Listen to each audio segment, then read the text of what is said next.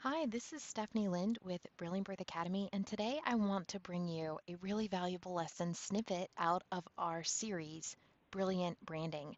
Today I want to talk about choosing names in your company. This could be the actual name of your company, the name of a new initiative that you're launching, or a new cause that you're supporting. It could be the name of one of your products, or the name of a Facebook group. Names are so important. Most customers will hear your business name before they know anything about your products and services. And like all first impressions, you only get one. So today I'm going to teach you how to really make it count. Leonard Green, professor of entrepreneurship at Babson College, suggests that a name be quick, unique, and easy to remember. He says you really only have less than 20 seconds to catch someone's attention. You may not know this, but there are actually naming firms that have elaborate systems for creating new names. They advise clients against bad name choices and explain why others are good. Their services can cost over $80,000 to come up with a new name. I don't say that to impress you, but to impress upon you the reality. I mean, think about if you poured millions of dollars into a setup and you got a bad name. Names are really important. It might be worth $80,000 to come up with the right name, and the right names are important for your business or groups or initiatives too. Naming a business is a lot like laying the cornerstone of a building. Once it's in place, the entire foundation and structure is aligned to that original stone. If it's off even just a little bit, the rest of the building is off and the misalignment becomes amplified. So if you have that gnawing sense that choosing the right name for your business, venture, group, product is important, you're right. Start by defining what you want your name to communicate. It should reinforce the key elements of your business, and your work really in developing a niche and a mission statement will help you pinpoint even more the elements you want to emphasize in your name. And we teach you how to do that in Brilliant Branding. So look at some of these names. You want to find a love at first sight name. The power of this name is that even if you're not a customer yet, you already feel affection for the brand. It makes you smile. What are all these names have in common? They're familiar words that appear in intelligent combinations that delight in unexpected ways. They surprise us, entertain us, give us a little happy jolt of dopamine. People grin when they hear about a Spanish school called Gringo Lingo, a GPS for dogs called Retriever, a robotic vacuum named Neato, and a community garden crowdfunding platform called Seed Money. Most people laugh out loud when they hear about the Church of Cupcakes. The church's best-selling T-shirt reads, "Forgive me, Father, for I have binged." The owner calls herself the Church Lady, and vanilla cupcakes were christened the Missionary. Do customers eat up delightfully sinful names such as these? Yes. Now, newsflash, customers don't instantly love brand names created by programs, scientific processes, verbal engineering, or mangling the alphabet. Mechanical names don't resonate with humans because they lack the feel good factor that those emotional connections that we crave bring. A clever business name really should act as a welcome mat. It suggests we're having lots of fun over here and you're going to love working with us. So, if you have a strong product, don't give it a weak name. Now, with refreshing brands, advertising, and PR, a new name isn't usually the single reason for escalating sales. However, with this hotel, just changing the names increased their sales by 25% just with name makeovers. How? Well, names were simply words listed on a guide. Nothing else changed. The restaurant increased sales by adding a dash of emotion to menu items. You know, what sounds more good, chicken soup or grandma's chicken soup? So don't forget about being creative with your names, even if you're just naming your offering list. So this is a practical example in your business how, see this business. They literally increased their sales by 25% just by changing names like rehearsal dinner to meet the parents, post reception bar rental to last call for alcohol, post wedding brunch, bloody married. So you see, it should have the delight factor. The more your name communicates about your business, the less effort you have to exert to explain it. So, according to naming experts, entrepreneurs should give real priority to real words or combinations of words over fabricated words. People prefer words that they can relate to and understand. So, your name should elicit a, oh, that's interesting, tell me more when you share it. Never forget that your name is the first thing coming out of your mouth every time you pitch your company. A bad name, on the other hand, tells customers that you're maybe inexperienced, that you maybe don't have an idea what your customer is all about, and you spend so much more in advertising because it takes so much effort to get your name out there.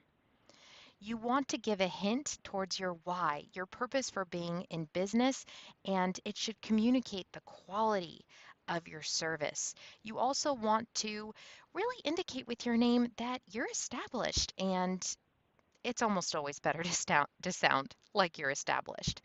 On the other hand, don't pick a name that could be limiting as your company grows. You want to pick a name that expresses the meaning of what you do, and that's what we really teach in Brilliant Branding is how to express more simply, joyfully, creatively, and beautifully the soul of your company so that you can resonate with your ideal clients and achieve the price that your work is worth. So maybe you process, maybe you have clients in Santa Monica, and so you think about naming your business around that location. But on the other hand, it's possible for a name to be too specific, to have too much information and not enough intrigue. Santa Monica doula services is limiting if you want to expand beyond the city of Santa Monica or diversify your company into comprehensive postpartum services. Picking too narrow of a name can cause you problems down the road. Imagine if Amazon was online books instead of Amazon. So consider avoiding names that limit your business to a particular product or a particular city. Additionally, you may want to not use your name and limit yourself and your identity to a particular industry. So be careful if you literally are using your name in your business. So, how can a name be both meaningful and broad?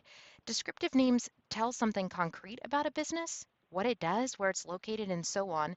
Suggestive names are a little bit more abstract. They focus on what the business is about. These are names that the company can really grow with, and this is what I suggest. In closing, I want to let you know what the rules are before you break them.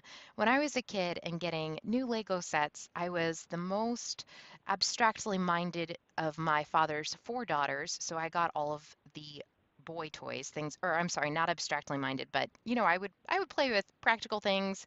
I built Legos with him and did different stuff like that. So he always told me, because I don't ever think the rules apply to me, I'm very high in openness. He said, just follow the instructions one time before you mix all the Legos in with everything else. And that's something that I reheard someone say with the ask method, and it reminded me, yeah, that's a good rule. Know the rules before you break them. Put the Lego set together once before you try and go on it at your own.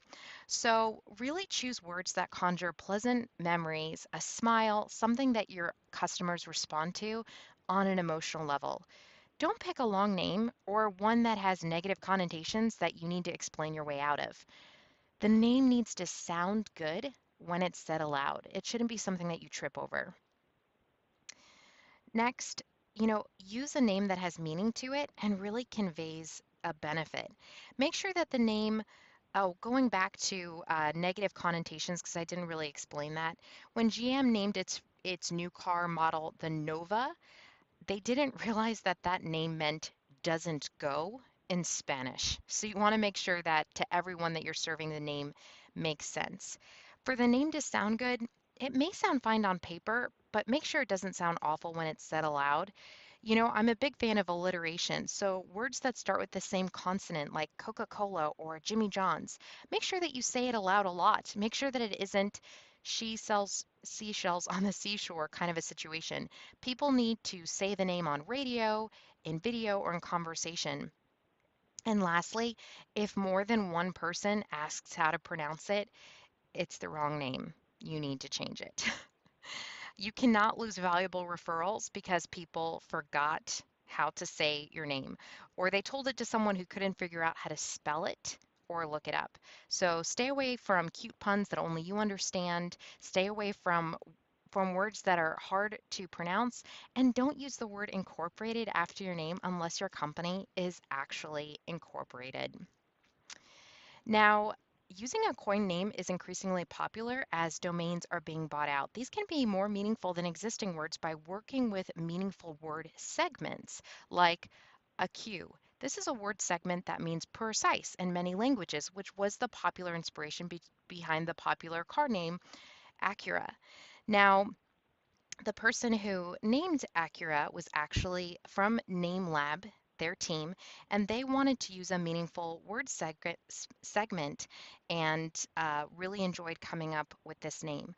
So be aware with the naming choice that it's very easy to go wrong with using word fragments, and it's very difficult to get something simple that really works. Ideally, experts believe that the best names are abstract, kind of a blank slate that you create an image with. Others think that a name should be really informative so customers know immediately what your business is about. Choose your own balance between clarity and intrigue, and just be aware when you're working with coined names for made-up words that these have benefits along with real words, but you want to make sure that you really do it right. And in the end, any name can be effective if it's backed by the appropriate marketing strategy. And in Brilliant Branding, we give you everything that you need for your small business to make sure that you have a appropriate and effective name. So in this course in the Brilliant Branding series, we ask you some helpful questions to come up with the right name. You can also go to squadhelp.com for inspiration on amazing names that they've come up with other companies. We teach you how to have brainstorming sessions in order to find the right name, wonderful resources to use, availability so that you can check if the name's available with the trademark electronic search system. And we also teach you how to search on social media and domain to make sure that your name is actually available. Ultimately, we'd love for you to share your new name ideas with us. So please come on over to Facebook, unless in case you're not already there, at our Brilliant Birth Professionals group and share your name ideas with us. We'd also love to have you in Brilliant Branding, which you can access at brilliantbirthacademy.com.